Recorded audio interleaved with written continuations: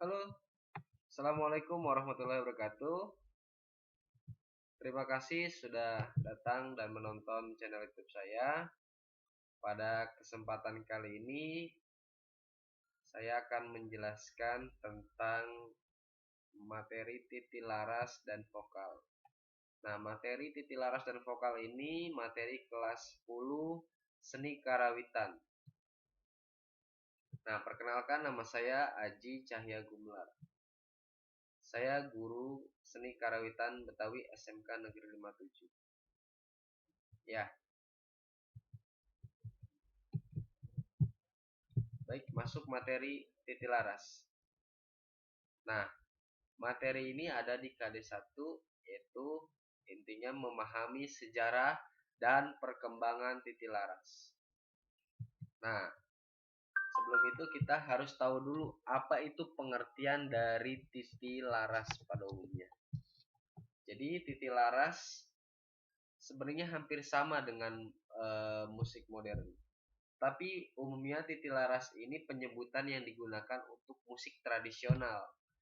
Jika kita berhubungan dengan musik barat, penyebutan untuk tangga nada. Ya, jadi tangga nada itu penyebutan untuk musik barat, sedangkan titik laras digunakan untuk penyebutan musik tradisional. Nah, ini dia pengertian titik laras adalah bahasa lain dari tangga nada. Titik memiliki arti tangga, laras itu nada. Ya, titik laras adalah suatu sistem yang merupakan bagian daripada ilmu karawitan yang di dalamnya terdapat ilmu menabuh. Titik laras bertugas untuk mendokumenter lagu-lagu baik yang sudah lama maupun yang masih baru. Jadi pada seni karawitan di Indonesia umumnya, titik laras ini sangat penting. Bahkan setiap daerah itu mempunyai larasnya masing-masing, karena setiap daerah mempunyai seni karawitan. Kita lanjut. Nah, secara etimologis, kata titik laras berasal dari dua kata titik dan laras. Titik berarti tangga, tanda aturan, sedangkan laras adalah nada. Jadi jika digabungkan, terwujudlah titik laras atau tangga nada. Maka dari itu, pengertian titik laras secara luas adalah suatu sistem untuk mengubah suara ke dalam bentuk tulisan atau jadi sebelum dituliskan dari suara nada seni karawitan masing-masing menggunakan sistem penulisan titik laras ini, karena setiap daerah itu beda-beda, beda dari tangga nadanya, beda dari suara yang dihasilkan dan penyebutannya biasanya berdasarkan daerahnya masing-masing. Nah, lanjut.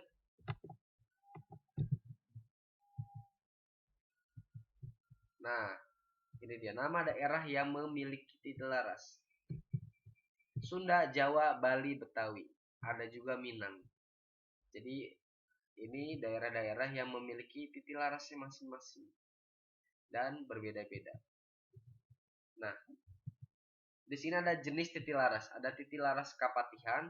Titik laras Kapatihan dibuat oleh Kanjeng Raden Mas Haryo di Kapatihan Keraton Surakarta Hadiningrat pada tahun 1910. Nah, titik laras Kapatihan ini umumnya digunakan untuk gamelan Jawa. Jadi karawitan Jawa menggunakan titik laras Kapatihan untuk menuliskannya. Ya, ada lagi di bawahnya titik laras Ding Dong. Titik laras Ding Dong tersendiri digunakan untuk mencatat dan mempelajari gending-gending gamelan Bali.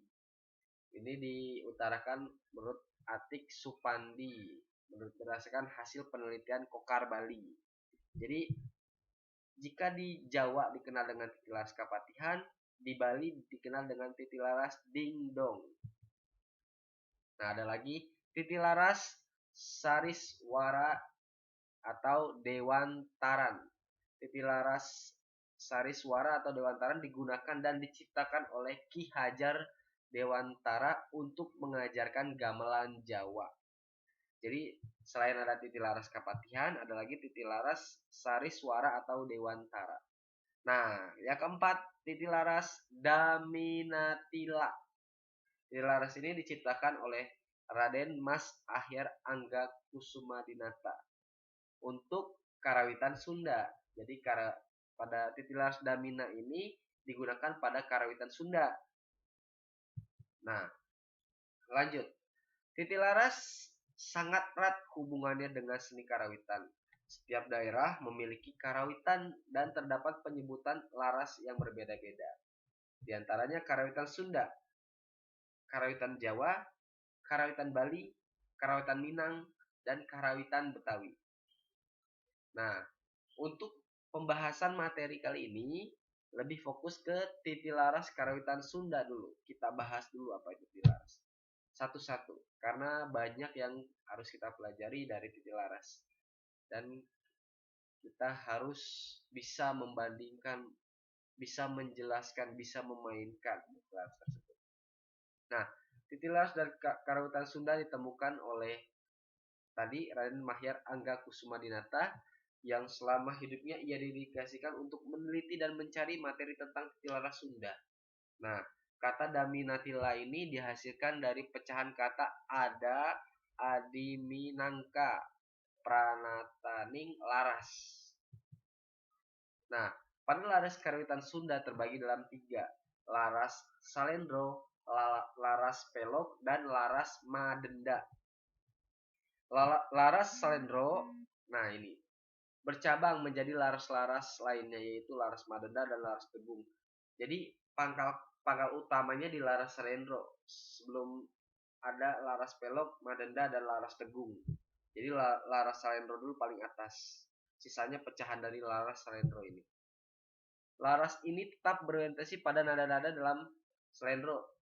Yang membedakan adalah jarak dan interval dari nada ke nada masing-masing laras. Nah, untuk laras Salendro dibagi menjadi 2 bagian, yaitu Salendro Padantara dan Salendro Bedantara. Nah, Salendro Badantara itu laras Salendro yang intervalnya atau jarak nadanya sama, yaitu 240 sen. Sedangkan laras Salendro Bedantara, laras Salendro yang jarak nadanya dan intervalnya berbeda. Jadi ada 2, Badantara, ada Bedantara.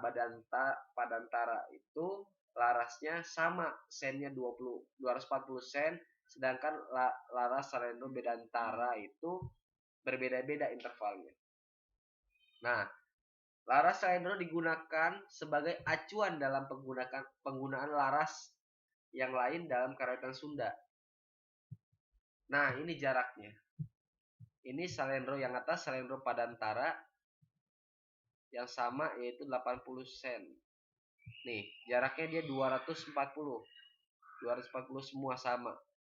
Nah, sedangkan Salendro Bedantara punya jarak yang berbeda. Nih ada yang sama, ini ke sini sama tapi ini ke sini beda. Kalau Salendro Padantara sama semua.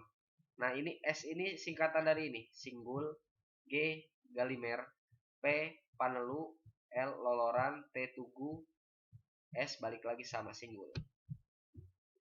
Lanjut, laras Pelog. Larasnya punya 3 surupan, Jawar, Lewung, Sorok. Pelog terdapat 6 rakitan suara yang telah disusun.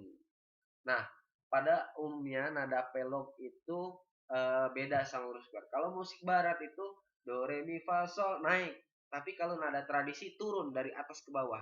Makanya penyebutan laras pelog umumnya kan kita balik, bukan do mi fa sol tapi dari atas do si sol fa mi do turun ya. Dia nadanya turun, beda sama laras laras umumnya. Kalau untuk musik tradisi dia turun, tidak naik. Jadi, nah kita lanjut ke laras Madenda. Nah, laras Madenda ini laras yang dihasilkan dari pemecahan laras Salendro menurut suantaranya. Nah, umumnya laras Salendro itu memiliki suasana gembira, laras Pelok memiliki suasana yang teduh, tenang. Laras Madenda itu memiliki suasana yang sedih.